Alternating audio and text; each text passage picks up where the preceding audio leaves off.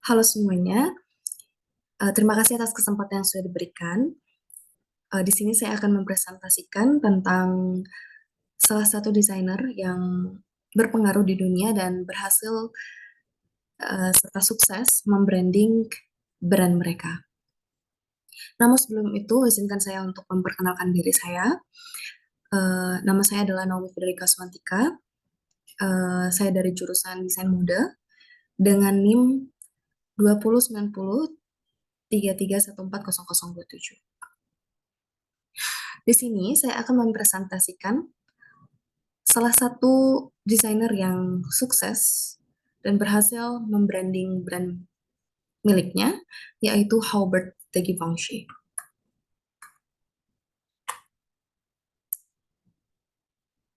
Jadi, Givenchy ini adalah salah satu brand yang sangat terkenal yang didirikan oleh Hubert de Givenchy pada tahun 1952. Givenchy ini sudah memulai karirnya dari umur 17 tahun, di mana dia bekerja bersama dengan desainer-desainer yang pertama, salah satunya Christian Dior. Dan pada akhirnya, pada tahun 1952, ia memberanikan diri untuk membuat koleksi pertamanya dan membuka rumah seninya di Paris. Hingga akhirnya, ia dikenal sebagai perancang busana yang sangat terkenal dan profesional. Ia biasa merancang busana milik Audrey Hepburn dan pakaian dari Jacqueline Bouvier Kennedy. Hingga ia masuk International Best Dressed List Hall of Fame pada tahun 1970.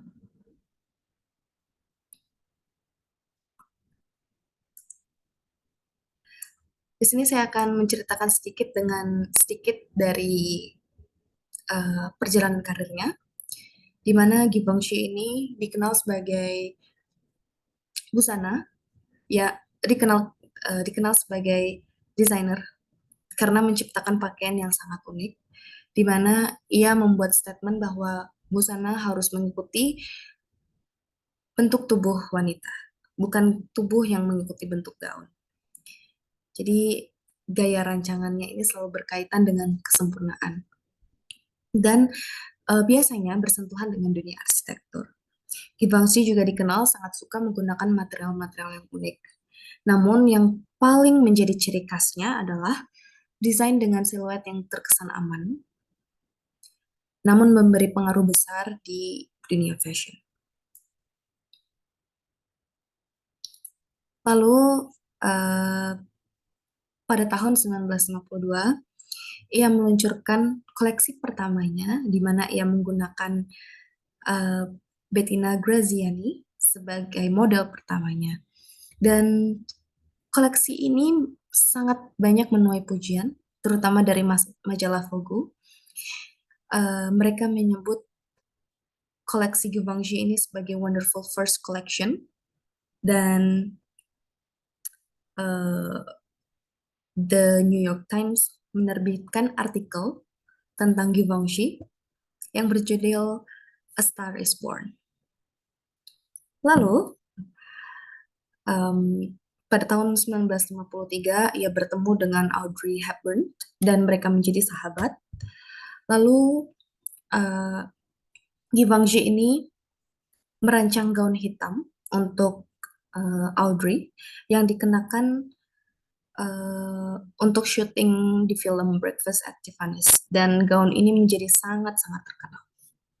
Lalu pada tahun 1958, ia sukses menjadi trend center yang mempopulerkan sack dress, di mana sack dress ini adalah dalam bahasa Indonesianya itu gaun karung. Jadi koleksinya ini dia luncurkan sebagai koleksi luxury ready to wear, dan Givenchy ini menjadi desainer pertama yang melakukan hal ini. Dengan karir yang terus melesat, dan akhirnya pada tahun 1969, Givenchy berusaha untuk memperluas karirnya dengan meluncurkan label busana pria yang diberi nama Gentleman Givenchy, di mana ia juga eh, ikut mendesain sepatu, perhiasan, dasi, lalu parfum, peralatan makan, dan masih banyak lagi.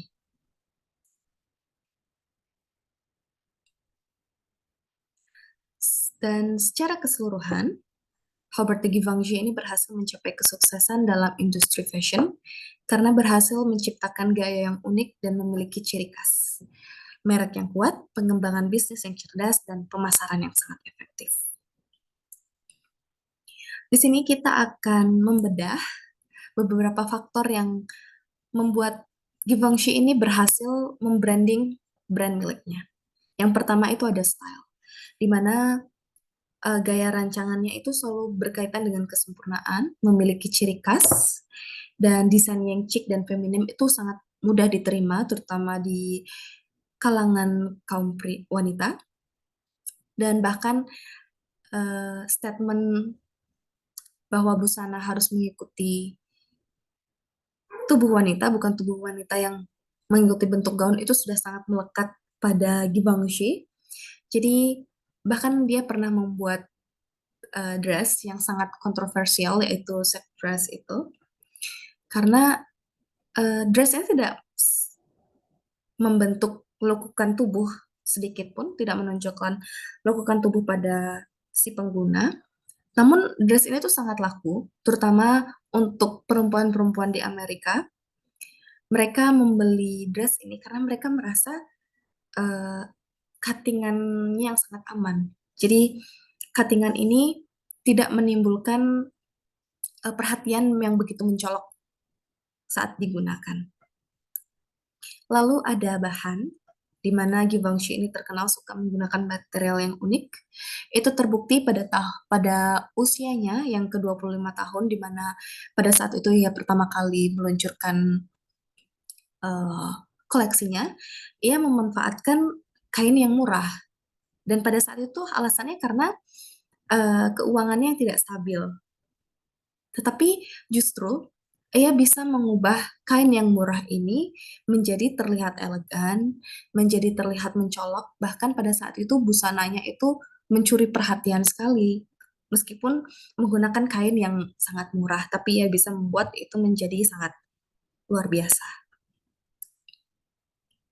Lalu ada strong branding, di mana kalau zaman sekarang biasanya untuk memperkenalkan brand kita itu kan kita endorse artis atau selebgram. Nah, ini sama juga dilakukan oleh Givenchy, di mana dia menjadikan Audrey Hepburn yang pada saat itu sangat terkenal itu sebagai modelnya.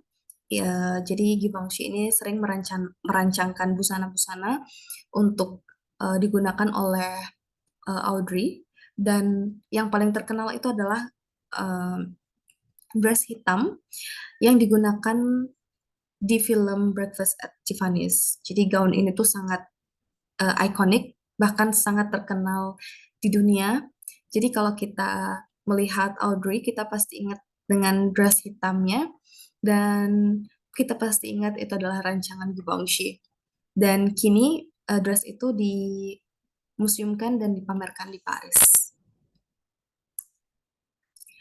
Lalu ada pengembangan bisnis yang sangat bagus ya, di mana Givenchy ini tidak hanya terfokus pada busana wanita aja, tetapi dia berusaha juga untuk meluncurkan busana-busana pria, dan dia juga meluncurkan aksesoris, perhiasan, sepatu, dasi, tas, lalu parfum, dan masih banyak lagi.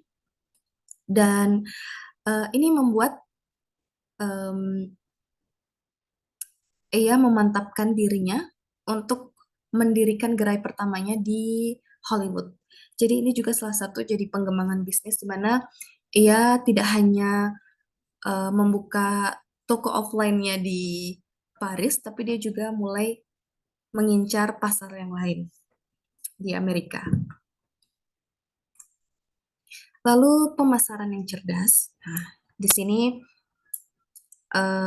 menurut saya dia sangat pintar untuk memasarkan produk yang dia buat, tidak hanya menggunakan Audrey saja, tetapi dia mengadakan fashion show di beberapa wilayah, salah satunya di New York, dengan memamerkan 8 busana, gaun adibusana yang dia tidak pernah buat sebelumnya. Jadi dia hanya buat itu khusus untuk fashion show di Amerika, dan adibusananya ini terkenal sangat rumit dan autentik, di mana biasanya kan dia hanya suka membuat desain-desain yang klasik, yang chic, yang feminim, tapi kali ini dia membuat yang sangat rumit dan otentik.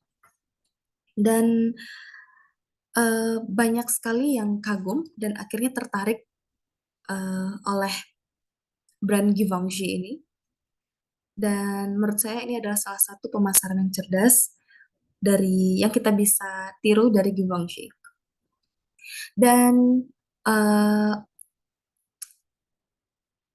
akhirnya dia menjalankan karirnya, tapi eh, ia merasa lelah pada tahun 1998. Ia merasa lelah dan akhirnya beberapa tahun kemudian ia menjual brandnya ini kepada Louis Vuitton. Jadi eh, brand ini sekarang ada eh, di bawah naungan Louis Vuitton, tapi tidak menghilangkan ciri khas dari Givenchy ini. Jadi sekian dari saya, sekian presentasi dari saya.